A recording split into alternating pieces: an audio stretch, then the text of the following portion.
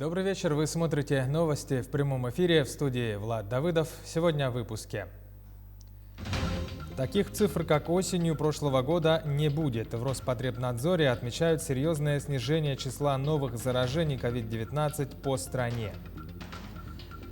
Возвращение к традиционному процессу студенты СВФУ начали переходить на очное обучение.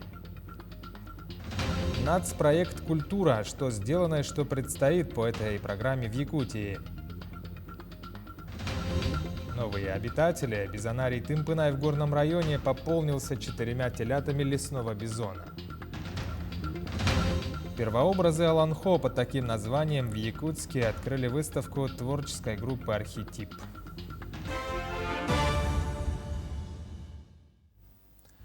Воздушно-поисковой группой в составе представителей Роскосмоса и Якутии в районе падения отделяющихся частей ракетоносителей в Алданском районе обнаружен второй фрагмент створки головного обтекателя ракетоносителя «Союз-2.1Б», пуск которой с космодрома «Восточный» состоялся 25 марта. Об этом сообщает Минэкологии Якутии. Высадиться на место обнаружения не удалось, так как фрагмент обнаружен в лесном фонде, требуется создание вертолетной площадки. После пусковой облет районов падения с отбором проб с мониторинговых точек и поиском фрагментов отделяющихся частей ракетоносителя, согласно плану работ, будет продолжаться до 5 апреля. Премьер-министр России Михаил Мишустин сделал доступными результаты тестов на коронавирус в личном кабинете на едином портале госуслуг. Туда же можно будет загрузить информацию о вакцинации для предъявления по месту требования. Чтобы воспользоваться новыми функциями, гражданин должен дать согласие на передачу сведений. Информация будет поступать по защищенным каналам от организаций, проводящих тестирование, в специальный референс-центр Роспотребнадзора, а от него в личный кабинет. На мобильных устройствах сведения будут отображаться в виде QR-кода, что сделает их считывание более удобным.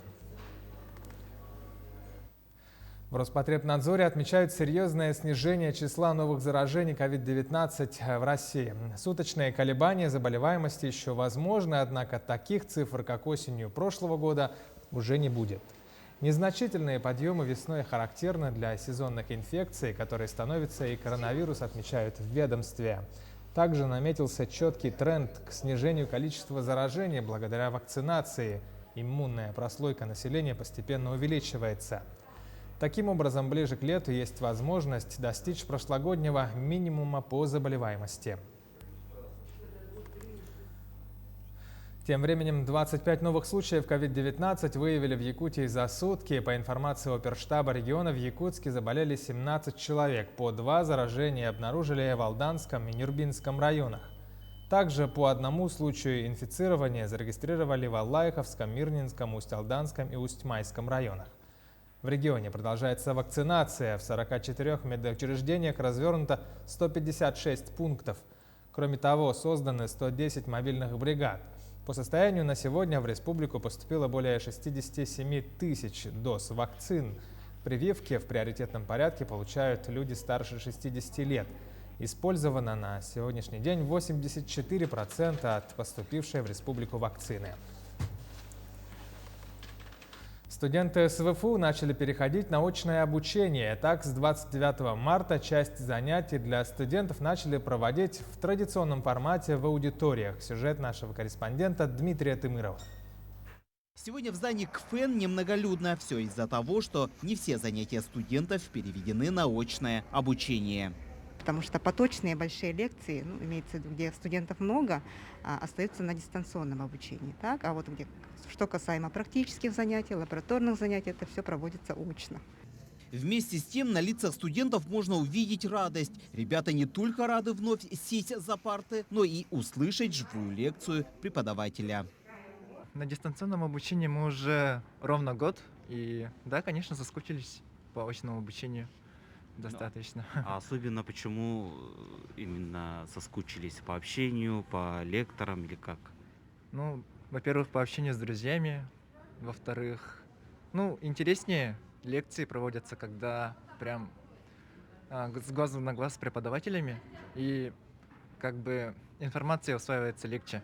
Мы очень соскучились по нашим преподавателям, по нашим одногруппникам, да, по дороге даже с общаги до КФН, поэтому очное обучение это очень, ну, как круто, это очень живое общение, это вообще для нас, оказывается, очень влияет, вот.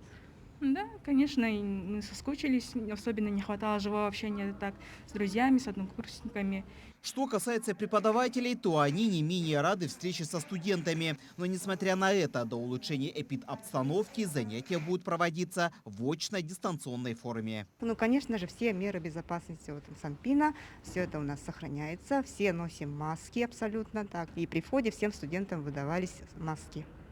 При этом сегодня соблюдение масочного режима требуется и контролируется на всех объектах и корпусах Северо-Восточного федерального университета. Также обеспечивается пропускной режим с соблюдением мер безопасности для недопущения распространения коронавирусной инфекции. Помимо этого, руководство университета поручило обеспечить условия для поэтапного прохождения вакцинации студентов и преподавателей. Дмитрий Тимыров, Джулстан Иннокентьев, Якутск.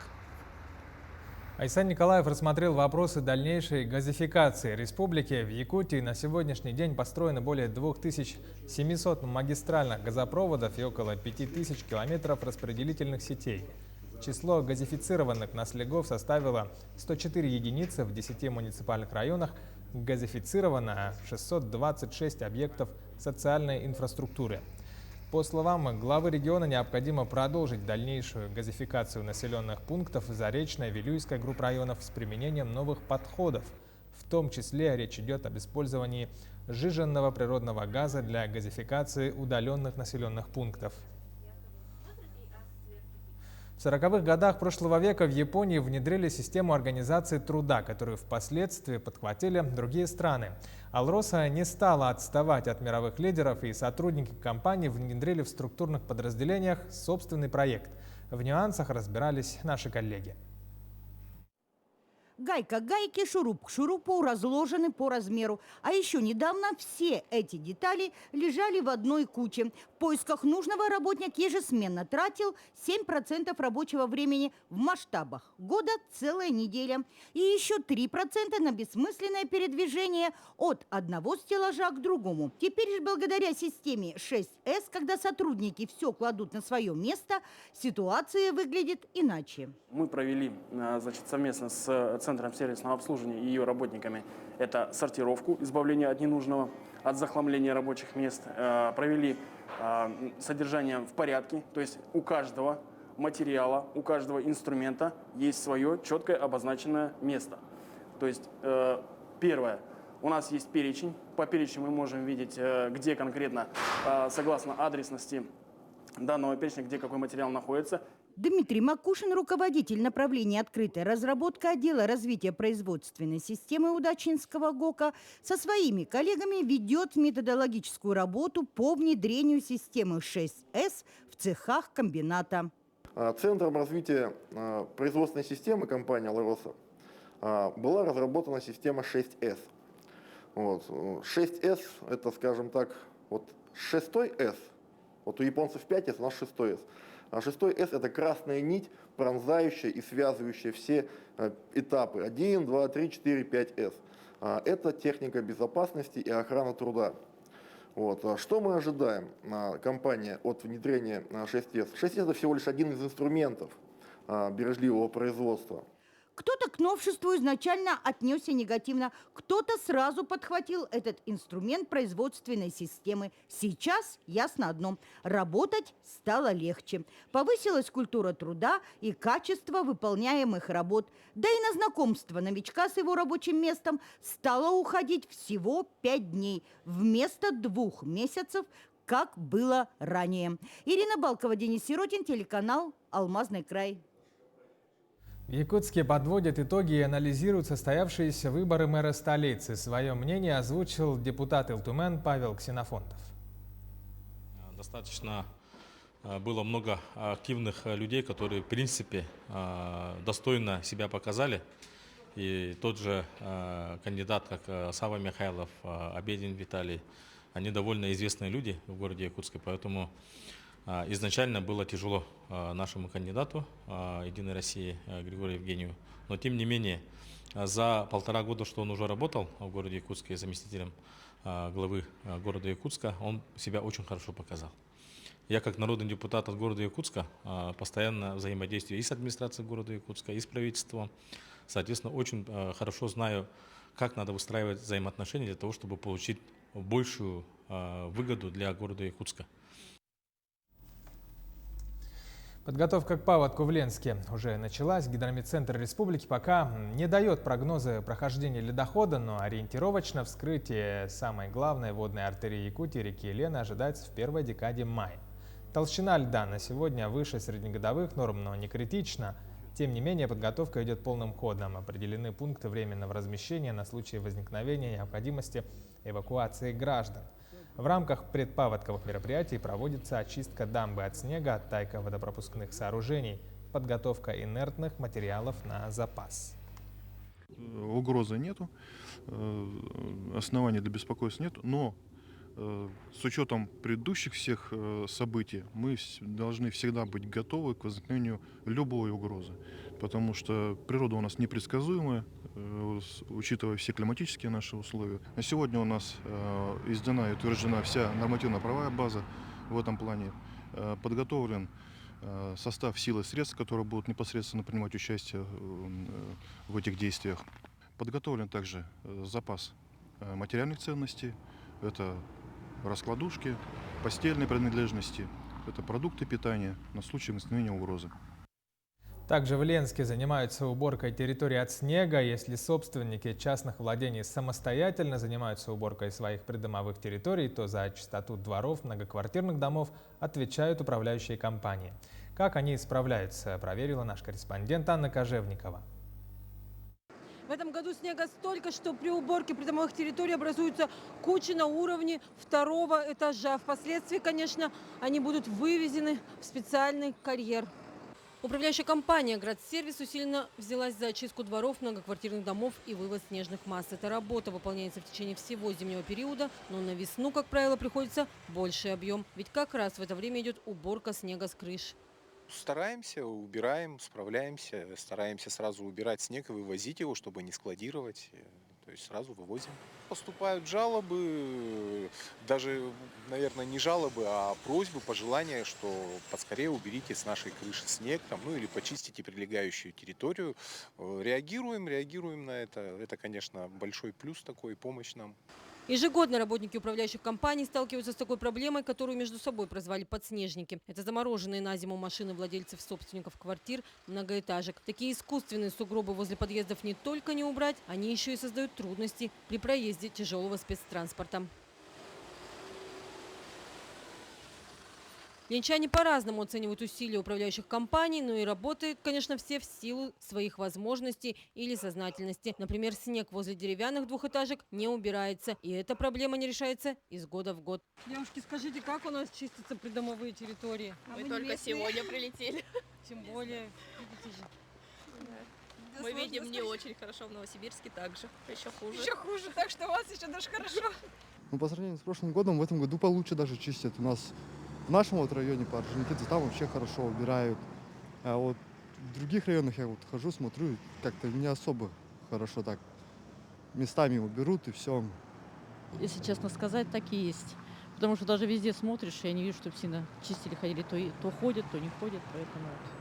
Практически весь каменный жилой фонд центра города находится в ведении управляющей компании «Градсервис». У них же микрорайон «Северный» – это свыше 100 домов. Остальной центр города обслуживает общество с ограниченной ответственностью Ленское предприятие жилищного хозяйства. Осадков этой зимой выпало больше, чем в предыдущие годы, но именно такие моменты становятся показателем работы коммунальщиков. Анна Кожевникова, Виталий Андреев, Ленск.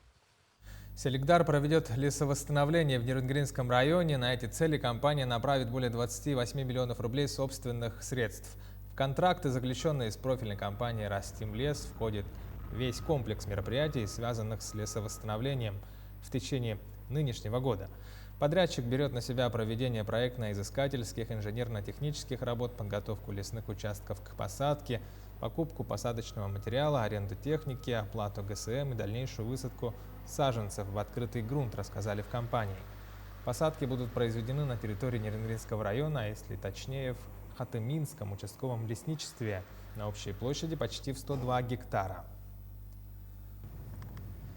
Бизонарий Тымпынай в Горном Улусе пополнился 4 телятами лесного бизона. Их перевезли из питомника Усть-Ботома, который находится на территории природного парка Ленские столбы в Хангаласском районе.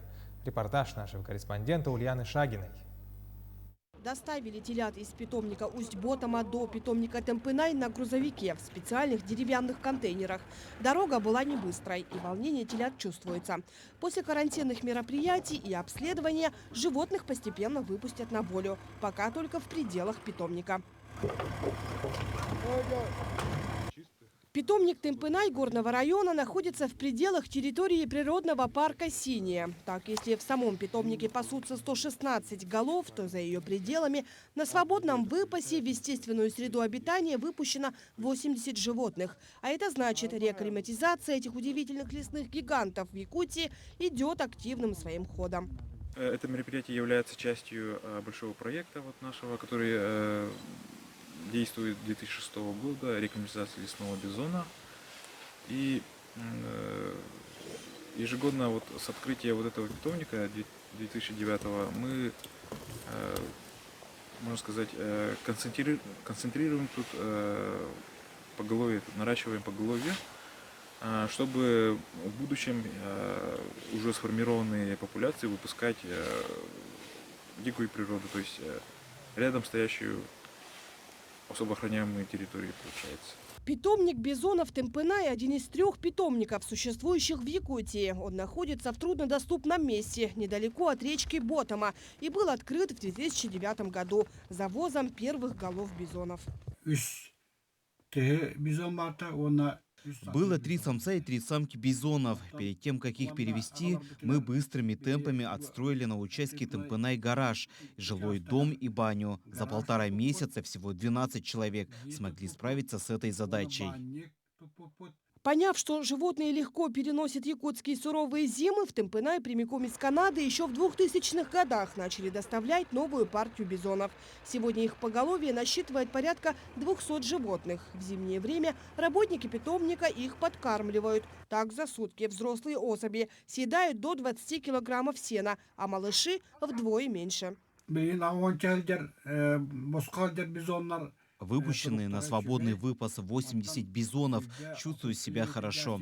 Обитают в 20 километрах дальше от питомника. Они сами по себе добывают еду. Осенью в августе у них начинается гон. Тогда все бизоны, даже те, кто в питомнике, собираются в одном месте.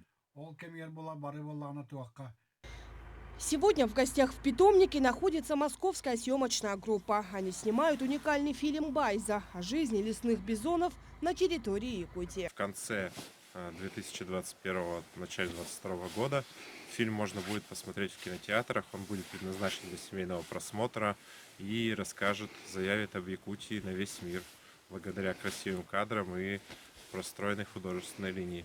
Поистине уникальное место – Бизонарий. Канадские гости уже давно освоились на своем историческом месте. Благодаря масштабному проекту ученых и правительства региона якутяне сегодня имеют возможность наблюдать за их жизнью в естественных условиях. Ульяна Шагина, Михаил Андросов, Горный Улус. Из Аймекона до Европы 5 марта коневоды-экстремалы выехали из Аймеконского улуса и практически за месяц добрались до Якутска. Вчера на ипподроме столицы прошла встреча с коневодами, в ходе которой ребята рассказали о том, что направляются в Европу для того, чтобы всем доказать и показать, что и якутские лошади самые сильные и выносливые. Также отметили, что посвящают свое путешествие столетию автономии Якутии. В целом на поездку протяженностью более 15 тысяч километров коневоды из Якутии ориентировочно планируют потратить 2 года. Хотим еще, планируем герб якутский, нарисовано на скалах где-то в Иркутской области. И хотим найти его тоже, посмотреть там, флаг поставить. Следующая точка у нас по Вилюйским улусам.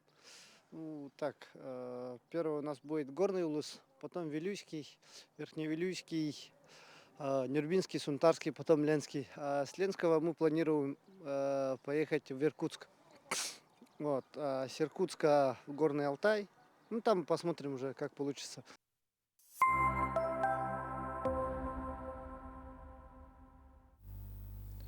С 2019 по 2024 год в России реализуется несколько масштабных национальных проектов. Один из них – проект «Культура» с бюджетом в 113,5 миллиардов рублей.